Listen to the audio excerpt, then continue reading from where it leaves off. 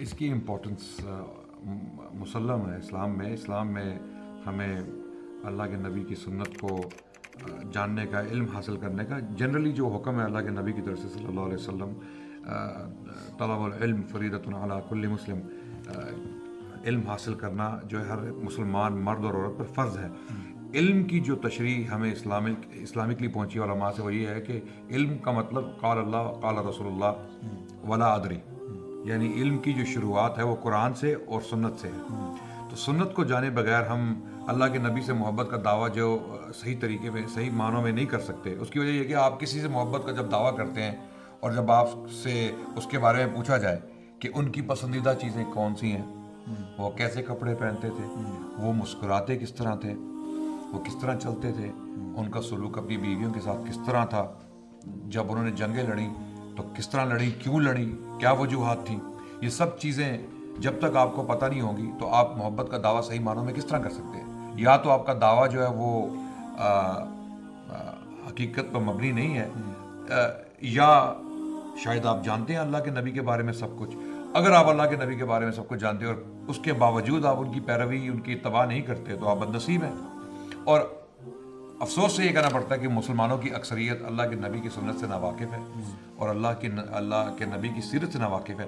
ہمارے جو بچے ہیں آج کل ینگسٹرز جو ہیں، اگر آپ ان سے فٹ بالرز کے بارے میں پوچھیں گے تو آپ کو اس کا پورا شجرہ نسب جو ہے نکال کے بتا دیں گے کہ اس کی کون سی گرل فرینڈ تھی، کہاں شادی ہوئی، اس نے کہاں پر کک ماری، کہاں پہ گول کیا اور کون سا گول اس کا سب سے بہترین گول ہے۔ اسی طرح ایکٹرز کے بارے میں پوچھیں گے وہ بتا دیں گے آپ کو کہ کون سی فلم کب آئی اور تفصیلات سب معلوم ہوں۔ لیکن جب اللہ کے نبی کی سیرت کے بارے میں کوئی سوال کیا جائے گا تو وہ سوچ میں پڑ جائیں گے۔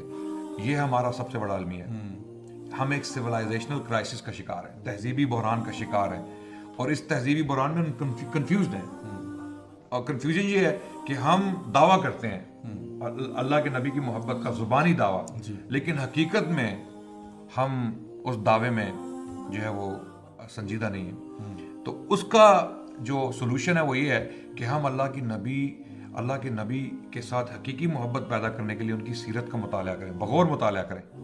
آپ کو جب کسی عورت سے مثال کے طور پہ اپنی بیوی سے محبت ہوتی ہے تو آپ کو اس کی ہر ادا جو ہے وہ جو ہے نا اس کا خیال رکھنا پڑتا ہے کہ میری بیوی کو غصہ نہ آئے۔ صاحب بھائی مسکرا رہے ہیں، کوئی وجہ ہے جس کی وجہ سے آپ مسکرا، کچھ تو ہے جس کی پردہ داری ہے، خوف سے نا بندی کو کچھ سوچ آ گئی تھی ان کے ذہن میں۔ تو اپنی بیوی جو ہے وہ آپ اس کی ہر جو ہے اس کے احساس کا یا اس کی جو ہے اس کی خوشی کا خیال رکھتے ہیں کہ وہ کہیں مجھ سے غصے میں نہ ہو، مجھ سے تنگ نہ ہو۔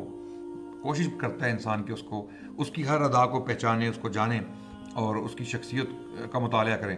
اللہ کے نبی تو ہماری بیویوں سے بھی زیادہ عزیز ہے، ہونے چاہیے۔ جس طرح شیخ نے فرمایا کہ ایمان کی تکمیل کی جو شرط ہے وہ اللہ کی نبی کی محبت ہے، اور اللہ کے نبی نے صلی اللہ علیہ وسلم جو اس حدیث میں انہوں نے فرمایا کہ تم اس وقت تک ایمان نہیں لا سکتے جب تک میں تمہارے ماں باپ، بچوں اور پوری انسانیت سے زیادہ تمہارے لیے محبوب نہ ہو جاؤں۔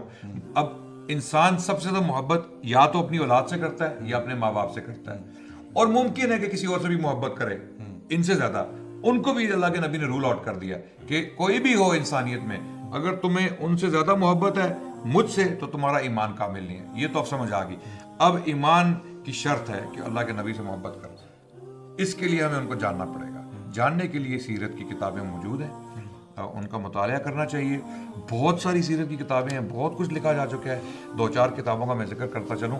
الرحیق المختوم جو ہے وہ بہت اچھی کتاب ہے، ایک بیسک کتاب ہے سیرت کے اوپر۔ جس نے الرحیق المختوم نہیں پڑھی اور وہ اللہ کے نبی کے ساتھ محبت کا دعویٰ کرتا ہے تو اس کو سوچنا چاہیے اپنے دعوے کے بارے میں، اس کو اپنے دعوے پر غور کرنا چاہیے۔ اس سے بڑی بھی کتابیں ہیں، زاد المعاد ابن القیم الجوزیہ رحمۃ اللہ علیہ کی کتاب ہے، بہت بڑی کتاب، کلاسیکل بک۔